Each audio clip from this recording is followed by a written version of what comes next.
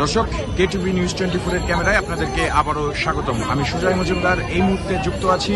আপনাদেরকে দেখানোর চেষ্টা করছি নরসিংদী টেক্সটাইল কলেজের শিক্ষার্থীরা পুলিশি লাঠিচার্জের পরে আহত শিক্ষার্থীরা তারা কিন্তু এখন অবস্থান করছেন প্রেস ক্লাবের সামনে। আমরা তাদের মুখ থেকেই শুনবো তাদের বর্ণনা। আসলে ঘটনাটা কি হয়েছিল ভাইয়া? আসলে আমাদের হচ্ছে এক দফা দাবি ছিল যে আমাদের হচ্ছে নরসিংদীতে হবে আর কি, আমাদের পুনরায় আবার ভর্তি কর্মসূচি চালু করতে হবে। আর তারা আমাদের এই দাবিকে নাকচ করে তারা আমাদেরকে মার্চ করে দিয়েছে টাঙ্গাইল টেক্সটাইলের কলেজ।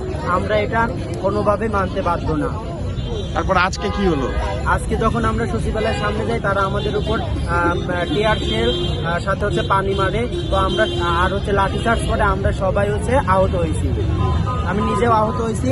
আমার চোখের মধ্যে টিয়ার শেলের হচ্ছে যে ইয়াটা সাউন্ডের যে ইয়াটা আমার চোখের মধ্যে গেছে, প্লাস হচ্ছে আমার এই দিক দিয়ে একদম চোখে প্লাস মুখে এই দিক দিয়ে। আনুমানিক কতজন আহত হয়েছে বলে?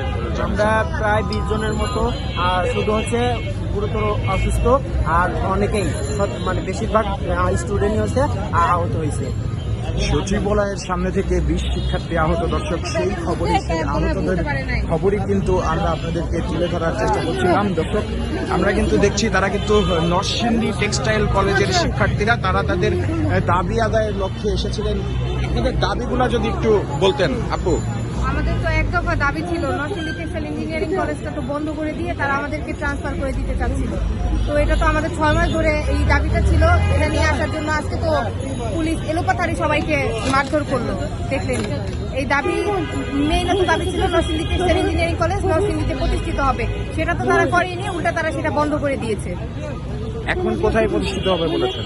এখন কোথাও প্রতিষ্ঠিত হবে সেটাও বলেনি, তারা উল্টা আমাদের অন্য একটা প্রতিষ্ঠানে শিফট করে দিতে চাচ্ছে। আজকে নারী শিক্ষার্থীরা কতজন আহত হয়েছে বলে? নারী শিক্ষার্থী 10-12 জন আহত হয়েছে। এখানে অনেকে আছে, অনেকে নাই। তারা হ্যাঁ। দর্শক, আমরা কিন্তু আপনাদেরকে দেখানোর চেষ্টা করছি লাঠিচার্জের ফলে আহত শিক্ষার্থীরা তারা কিন্তু এখন তাদের যে প্রাণের ক্যাম্পাস সেই ক্যাম্পাস দাবি করে তারা কিন্তু এখন এসেছেন। দর্শক, আমরা আপনাদেরকে সরাসরি দেখানোর চেষ্টা করছি এই আহত শিক্ষার্থীরাই তাদের দাবি নিয়ে, তাদের ক্যাম্পাসের দাবি নিয়ে তারা কিন্তু যেতে চেষ্টা করেছিলেন সচিবালয়ের দিকে যেতে চেষ্টা করার ফলে পুলিশের তরফ থেকে তাদেরকে জলকামান এবং লাঠিচার্জ করা হয়। লাঠিচার্জের ফলে জলকামান নিক্ষেপের ফলে তারা কিন্তু এই যে আহত শিক্ষার্থীরা আমরা কিন্তু তাদেরকে দেখানোর চেষ্টা করছি। ভাই, এখন আপনাদের দাবির কি হবে? আপনারা কি বলতে চান?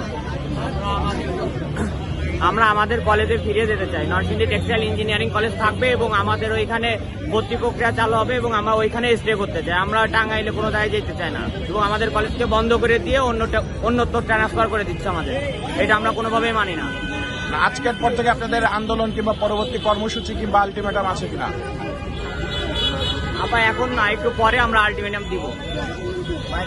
দর্শক, আহত অবস্থায় তারা কিন্তু সেইভাবে কিছুই করতে পারছেন না, তবে তারা জানিয়েছেন ঠিক কিছুক্ষণ পরেই হয়তো তারা কোনো আলটিমেটাম ছুড়ে দেবেন এই সরকারের উদ্দেশ্যে। দর্শক, কেটিভি নিউজ 24 এর ক্যামেরায় আপনাদের সাথে যুক্ত ছিলাম সুজয় মজুমদার, কেটিভি নিউজ 24 ঢাকা।